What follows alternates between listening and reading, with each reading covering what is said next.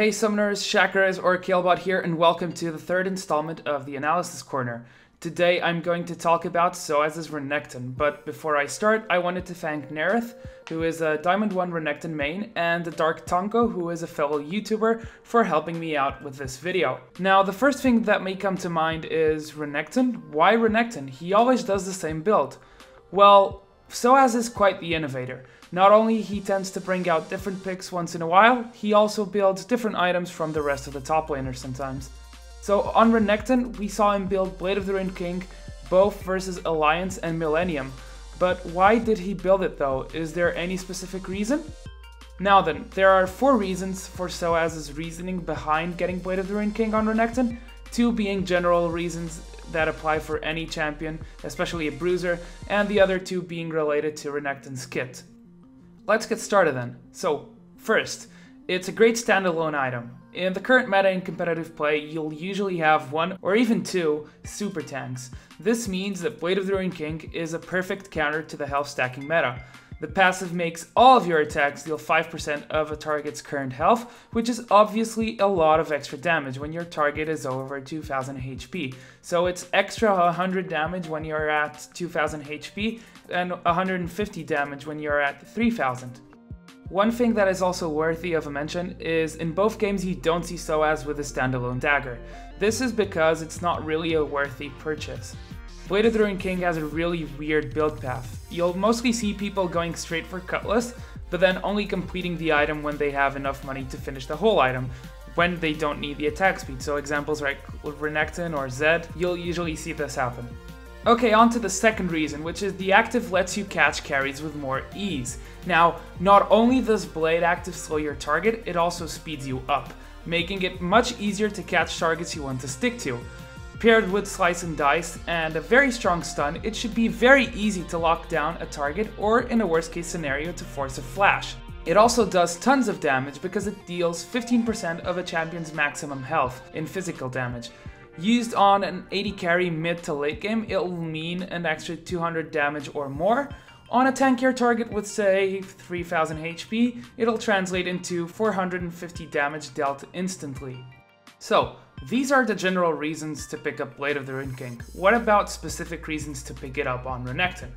Now, reason number 3. Renekton generates Fury with auto attacks. Now, I'll admit this one is not as important or relevant as the other ones, but it's a plus of grabbing Blade. You gain 5 Fury per auto, and if you auto 40% faster, you'll get to the red zone of your Fury bar faster, despite Renekton being mainly looked at as an AD caster. Okay, last but not least, probably something that people haven't realized yet, which is reason number 4, Renekton's Ruthless Predator applies on-hit effects more than once. Now, let's take a look at his tooltip on Ruthless Predator, and for those of you who don't know, Ruthless Predator is his stun. So, active. Renekton's next basic attack will hit twice, stunning his target for 0.75 seconds and dealing physical damage equal to a base amount plus a percentage of his attack damage. Each hit applies on-hit effects and grants Fury. Now, the Fury bonus when it's empowered is Ruthless Predator will strike his opponent 3 times, dealing 50% additional damage and increasing the stun duration to 1.5 seconds. Each hit still applies on-hit effects but does not grant Fury. So a normal stun will apply Blade of the Ruined King twice, and when he has Fury bonus it will apply thrice. So that's 10% or 15% current health taken immediately from a target. Not only that, if you chain it properly with auto attacks, it can vary from 20 to 25% current health in a short period of time, which is kind of ridiculous. Now, unfortunately, sOAZ hasn't had many opportunities of doing this, but I tried to showcase the best ones.